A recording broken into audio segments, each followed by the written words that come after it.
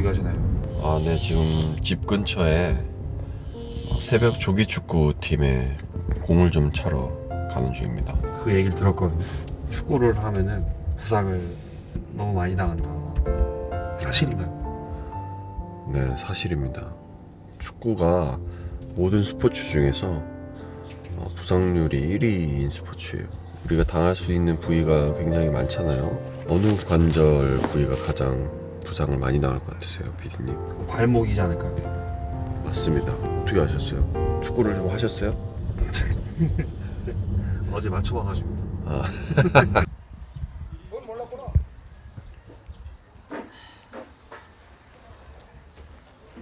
저랑 같이 동네에서 공을 좀 차고 계신 형님이신데 간단하게 자기소개 나이랑 이렇게 좀. 네네.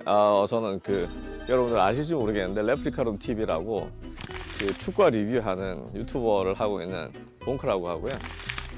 나이는 60살이고 축구 경력은 뭐 한 50년?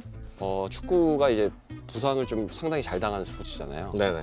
그 중에서도 지금 특히 어떤 부위가 가장 많이 부상을 좀 당하는지. 뭐 이제 아마추어든 보시면. 프로든 공통적으로 나타나는 거는 우선 축구는 발로 하는 거니까 발에 가장 가까운 부위에 있는 발목이 굉장히 부상이 많이 당하는 어떤 상황에서 주로 다치던가요? 보통 이제 제일 많이 나가는 경우가 점프하다 떨어지는 경우가 하나 있고, 그 다음에 턴을 할 때, 그 다음에 이제 경합 상황에서 스텝이 꼬여가거나 과그립이 걸렸을 때 발이 외측으로 이제 돌아가죠. 그래서 우리가 흔히 말하는 접질렸다는 동작이 있는데 그게 제일 많고, 이제 접질린 게 조금 이제 심해지면 보통 인대 파열로 가는 경우들이 많고, 제 주변에는 뭐 최근에도 같이 운동하는 팀에 있는 후배들이 파열이 돼서 수술은 아니고 그냥 보존 치료를 해서 지금 하는 친구들도 많은데. 있죠. 운동하는 사람 통상적으로 많이 다치는 발목이잖아요. 발목 관절 부위인데 발목이 부러졌었어요.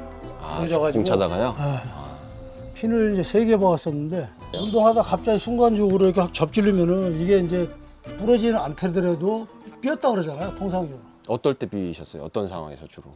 사람들이 턴하다가 이제 축구하다가 이렇게 턴하다가 이렇게 가다가 이런 식으로 돼버리면은 꺾이잖아요. 그러니까 이게 좀 나았다 하더라도 다니다 보면 그 자리가 또 삐더라고요. 그게 우리 발목 염좌는 보시다시피 굉장히 흔합니다. 발목 염좌가 스포츠를 즐기는 사람은 절반 정도, 45% 가량이 스포츠 도중에 발목 염좌를 겪고 그로 인해서 이제 재활에 돌입하고 치료를 받는다고 합니다.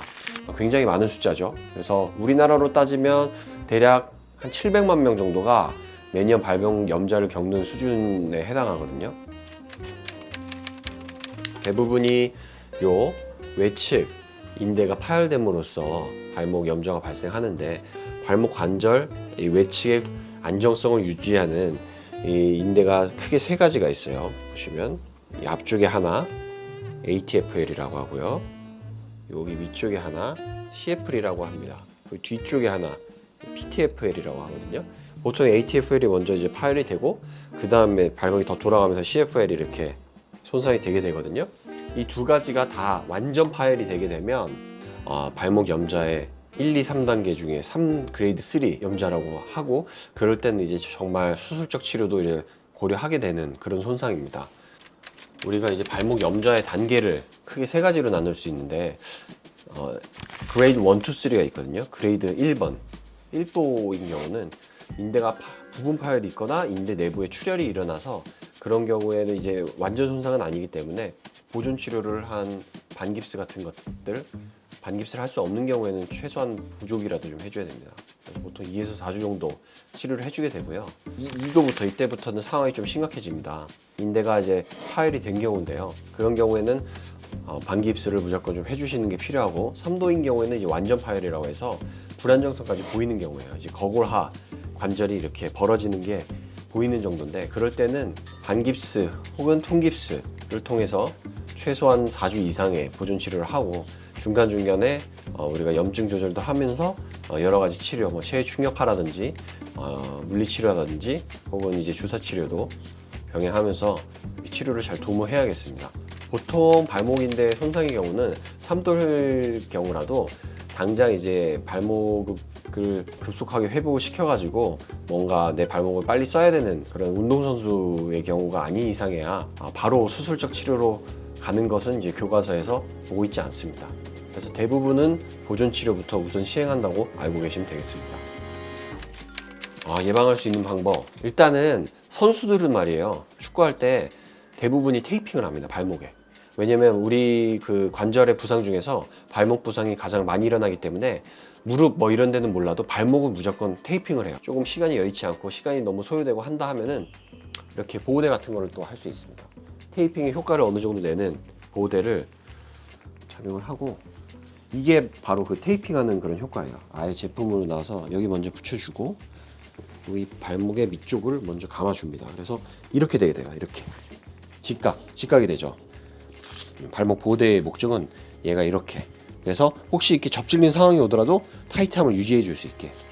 이거보다 정말 강력한 건 보여드리면, 딱 봐도 굉장히 튼튼해서 외측으로 잘 벌어지지가 않거든요. 거의 이런 기능이 있는가. 그래서 너무 복잡한 제품보다는 외측 지지가 플라스틱으로 잘 돼 있는가. 그래서 내가 착용을 했을 때 조금 불편하더라도 발목에 이제 돌아감을 잘 막아줄 수 있는가. 그런 게 중요하죠. 다음 이제 발목 근력 강화 운동이 있거든요. 강화 운동을 좀 해주는 게 좋아요. 밴드 보이시죠? 이런 거 아시죠? 이런 거 밴드를 한쪽을 접어가지고 조금 말 다음에 이렇게 텐션을 좀 주면서 내가 할 수 있는 만큼 당기고 다시 밀어주고, 그 다음에 보이시죠? 발목을 좌로 할 때는 반대쪽으로, 우로 할 때도 반대쪽으로, 카운터 포스라고 그러거든요. 이것을 5초씩 1, 2, 3, 4, 5, 또 반대 1, 2, 3, 4, 5 이런 식으로 그런 운동을 내가 할 수 있는 만큼 하루에 한 2-30분 정도 투자를 해가지고 쭉 해주시면 됩니다. 성과가 바로 보이진 않거든요. 근데 하루가 지나고 이틀이 지나고 그리고 1주가 지나고 2주가 지나고 한 달이 지나고 하면 어느 순간 내가 원래 발목이 불안정했었는데 운동을 하다 보니 괜찮네? 이런 걸 느끼시게 될 거예요. 시납으로 내 몸에 이제 근력이 강화되는 걸 알 수 있습니다. 우리가 어찌됐건 운동을 대부분 즐기려고 하는 거잖아요. 행복하기 위해서, 재밌게 내 스트레스 풀기 위해서. 근데 운동하다 다치면 어떻게 됩니까? 그런 스트레스가 오히려 더 생기잖아요. 걱정도 생기고 내 스트레스 풀 공간도 없고 돈도 지출하고. 그렇기 때문에 다치지 않는 것이 가장 중요합니다. 그래서 대부분의 그런 운동하시는 분들은 우리가 재밌으려고 하는 거잖아요. 즐겜, 펀게임. 그러니까 무리한 경합이라든지 무리한 몸싸움 그런 것도 좀 자제하시고, 그렇게 즐거운 경기하면서 안 다치면서 다 이렇게 운동하셨으면 좋겠습니다. 네, 이상입니다. 여기까지 한번. 네.